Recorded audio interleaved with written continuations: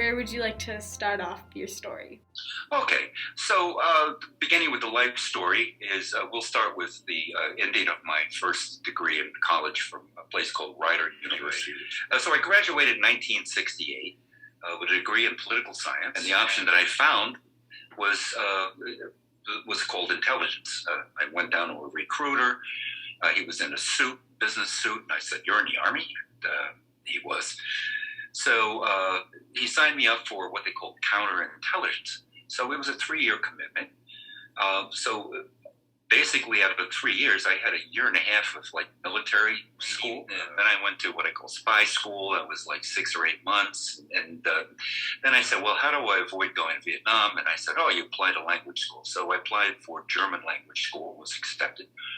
And it was really quite a privilege. I should have made better use of that maybe. But so that was another 6 or 8 months of, pretty much 5 people in a class every day, So after that, of course, they actually sent me to Germany.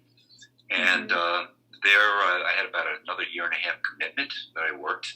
And on completion of the military service, prior to that, I'm sorry, I met my future wife. She was a German national. So she was hitchhiking to Paris on a Friday. And, being the gentleman I am, of course, I picked her up.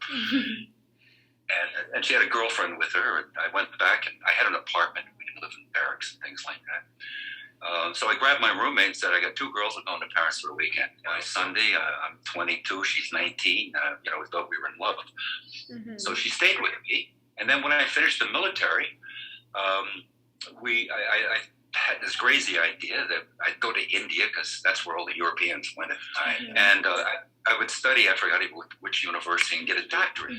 So I had this idea, I'm going to get this doctorate. And we hitchhiked down to Italy, and then we took the boat over to Greece. From there, we took a plane and we went to Lebanon. We were going to spend up to a year to travel, just for the sense of travel.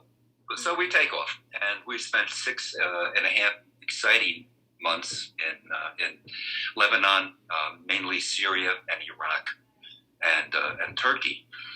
And another thing that's really important for young people to do is to make these kinds of trips, to have these kinds of adventures.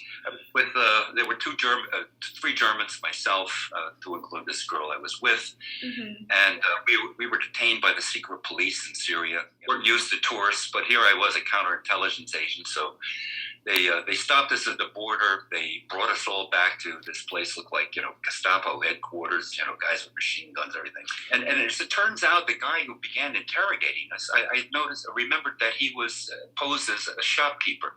And so he knew a lot of things about us. That's what you do in intelligence. What they had found was on the one German guy, a note that looked like Italian money, but it clearly said it was an advertisement for a movie. And that was their to bring us back because we were passing bad money in Syria or something like that. So at one point, it got rather heated. Anyway, they put the German guy in jail for the night. Oh, and we were under house arrest. Oh my gosh. So there were guys downstairs, soldier types, and they were there with machine guns. So what do you do when you're young? You do some more silly things. We get drunk. We drink it hot out with these guys. So now I think we're friends. And the guy almost shoots me with his machine gun, But it was quite exhausting, this kind of trip. So we finally were in Baghdad. We said, we got to call it quits here. We went back to Germany. I started working for the military at an educational place, center. And then applied to Suffolk University and took some preliminary courses at Bunker Hill, and in 4 years got the doctorate at BU, and then I made a mistake. I didn't go into education. I worked at a company called Data General, and so after 4 or 5 years, that was enough of that, and I said I'll never work for another institution again. So it had been 2 years since I'd been working. So a friend of mine came along with the opportunity of alpaca sweaters in importing them from Bolivia. I said, okay, let's try this. It sounds like fun. So I drove around New England. I went to the major cities and found the best stores in there because it's quite expensive. these sweaters. Mm-hmm. We did about 90, 100,000 the first year. Wow. No background. Over time, I was able to get into the best stores. Nordstrom was my biggest store, Paul Stewart. So I did that until 59. That was it. And so I've been retired, as I said, for 15 years. And I think I've had a pretty successful retirement.